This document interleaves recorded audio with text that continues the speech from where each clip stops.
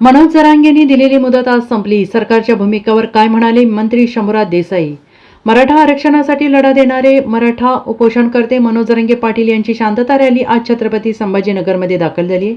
हिंगोलीतून जरांगे यांनी शांतता रॅलीच्या माध्यमातून मराठा समाजाची भेट घेऊन समाज बांधवांशी संवाद साधला. यावेळी आपल्या भाषणातून राज्य सरकारवर हल्लाबोल करत महायुती आणि महाविकास आघाडीच्या नेत्यांना सुनावलं. तर मराठा आरक्षण आणि सगळेसोयरीचा प्रश्न मार्गी न लागल्यास आगामी विधानसभा निवडणुकीत आपण 288 उमेदवारांना पाडणार, तसेच विधानसभेसाठी 288 उभे करणार, असा इशारा जरांगे यांनी दिलेला आहे. आणि विशेष म्हणजे मनोज जरांगे यांनी राज्य सरकारला दिलेली 1 महिन्याची मुदत आज संपत आहे. त्यामुळे राज्य सरकारचं नेमकं काय कुठपर्यंत पोहोचलंय याबाबत सरकारचे प्रतिनिधी आणि मंत्री शंभूराज देसाई यांनी भूमिका मांडली.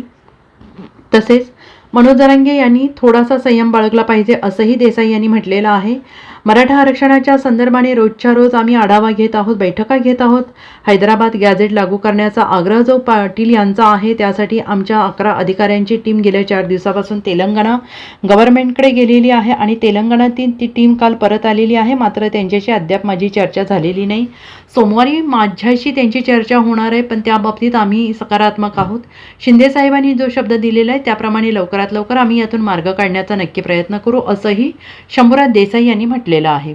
त्याच्या बाबतीत आमची 11 अधिकाऱ्यांची टीम 4 दिवस झाले तेलंगणा गव्हर्नमेंटकडे गेलेली आहे. काल माझ्या माहितीनुसार ती परत आलेत. त्यांच्याशी माझी अद्याप चर्चा झालेली नाही.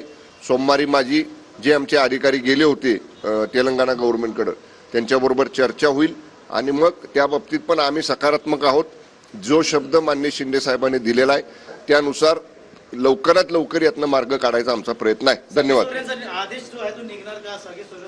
सगळे सोयऱ्याच्या बाबतीत आपण ड्राफ्ट नोटिफिकेशन काढलेलं आहे. त्याच्यावरती 8 लाखापेक्षा जास्त हरकती ऑब्जेक्शन्स आलेले आहेत. त्याच्यानंतर सुद्धा कालच्या सुद्धा बैठकीमध्ये काही लोकांनी लिगल ओपिनियन त्याच्यावरचं दिलेलं आहे, कायदेशीर म्हणणं त्यांचं दिलेलं आहे. त्या सगळ्या बाबतीतली छाननी आमच्या विभागामार्फत सुरू आहे. धन्यवाद. त्यांनी थोडासा संयम माननीय मनोज दादांनी बाळगला पाहिजे अशी माझी त्यांना विनंती आहे. ते सातत्यानं म्हणतात की त्यांचा माननीय मुख्यमंत्री एकनाथजी शिंदे साहेबांवर विश्वास आहे. माननीय शिंदे साहेबांनी मला नेहमीचे आदेश दिलेले आहेत की एकही दिवस वाया न घालवता या बाबतीतलं काम चालू ठेवा. मध्ये थोडासा आमचा 2-3 आठवडे अधिवेशनात गेले. Bureau report SBN Marathi, Hingoli.